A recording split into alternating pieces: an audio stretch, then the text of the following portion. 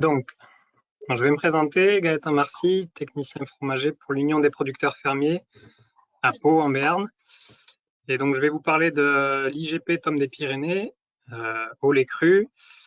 Donc, c'est une nouveauté de cette année.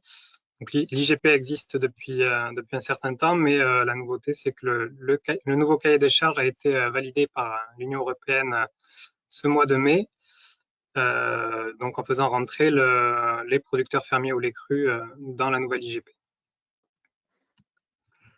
Alors, petit historique déjà sur l'IGP que vous connaissez peut-être déjà. Donc, depuis 1996, il y a une IGP Tome des Pyrénées, mais uniquement sur le fromage de vache pasteurisé, fabriqué notamment par 3 fromageries industrielles. Et donc, c'est le fameux fromage croûte noire, la Tome des Pyrénées croûte noire ou la croûte dorée. Et voilà, c'est essentiellement la croûte noire qui était produite, autour de 3000 tonnes par an, voilà, vendue à l'export et vendue en supermarché ou en portions de 30 grammes dans les restaurations hors domicile. Voilà, donc historiquement, cette IGP était réservée au fromage pasteurisé. Parce que voilà, c'était un label rouge qui est passé en 1996 automatiquement en IGP, sans procédure classique d'opposition ou sans consultation de la filière. Et donc les fermiers sont tout de suite montés au créneau, puisque le terme Tome des Pyrénées de fait a été réservé pour cette IGP. Et tous les producteurs fermiers qui produisent de la tome n'avaient pas le droit d'appeler leur fromage Tome des Pyrénées. Donc, il y a eu dès le début une demande d'intégrer les fromages au lait cru dans cette IGP. Ça a été un parcours assez long puisque ça aboutit que maintenant. Voilà, je vous présente là les dates un peu marquantes de ce processus. Donc en 2009, en fait, pour avoir une modification du cahier des charges, il fallait que la demande vienne de l'ODG, de la structure qui s'occupe de l'appellation. Et donc, c'est l'association des fromagers pyrénéens. Et donc, en 2009, l'association des fromagers pyrénéens a intégré les producteurs fermiers et artisans dans cette association pour porter cette demande commune. L'INAO a reçu cette demande de modification du cahier des charges et a mis un peu de temps à travailler dessus, puisque la demande était assez atypique. L'idée, c'était d'ouvrir cette IGP à toutes les productions de tomes des Pyrénées au lait cru, donc pas uniquement le vache cette fois, mais la tome de chèvre et la tome mixte vache-brebis ou brebis-chèvre. Voilà, donc en 2012, l'INAO a finalement nommé une commission d'enquête pour examiner la demande de modification du cahier des charges. Et après plusieurs tractations, en 2015, le cahier des charges a été finalement validé par l'INAO. Et donc la procédure suivante, ça a été la validation par Bruxelles, qui a mis un peu de temps aussi à arriver, et donc qui est arrivé cette année, le 26 mai 2020, avec la publication officielle du nouveau cahier des charges. Alors, je vais vous présenter rapidement les critères du cahier des charges. Donc, historiquement, il n'y avait pas de critères particuliers, si ce n'est la zone de production du fromage et la zone de production du lait, qui devait être voilà, dans les départements des Pyrénées.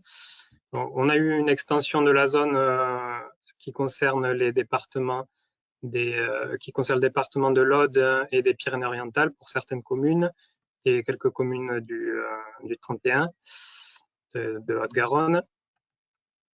Donc voilà la nouvelle zone, encore plus élargie.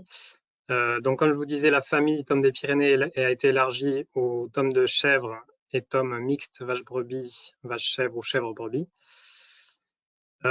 Quelques critères ont été rajoutés sur la partie alimentation des animaux.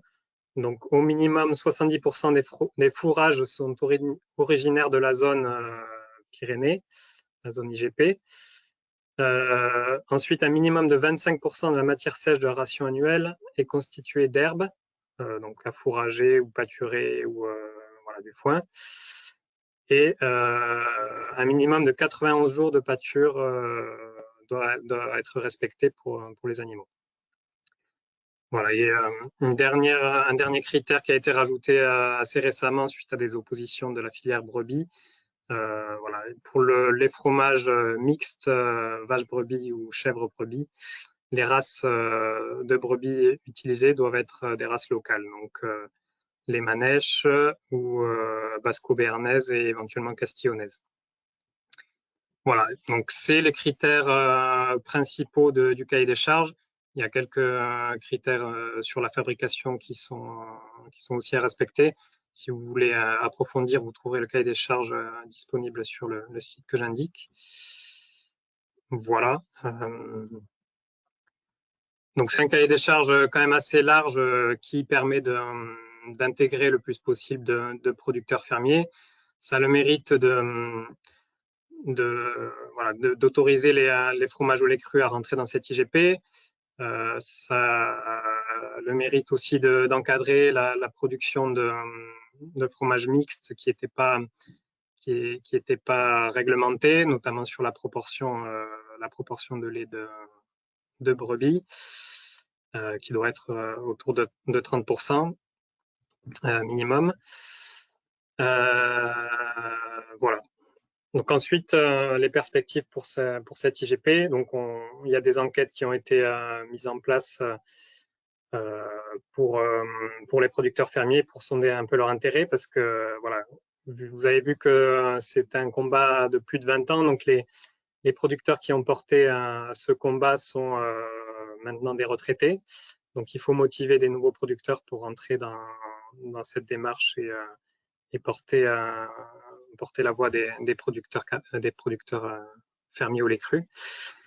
Donc les enquêtes donnent quand même un intérêt, montrent quand même un intérêt assez important des producteurs. On aurait sur la chaîne entre 40 et 60 producteurs intéressés pour entrer dans cette IGP, dont une vingtaine de producteurs caprins. Voilà, les motivations de ces producteurs, c'est surtout avoir une meilleure valorisation du produit, s'engager collectivement pour faire connaître la qualité des tomes des Pyrénées et éventuellement toucher de nouveaux clients. Voilà, donc on est en train de travailler avec l'AFP qui porte l'IGP. On est en train de travailler sur les conventions de délégation de contrôle interne et on va bientôt démarrer les premières visites d'habilitation des producteurs fermiers. Donc ensuite, on pourra communiquer un peu plus vers la profession et vers le grand public. Voilà, donc n'hésitez pas si vous avez des questions par rapport à cette IGP. Merci.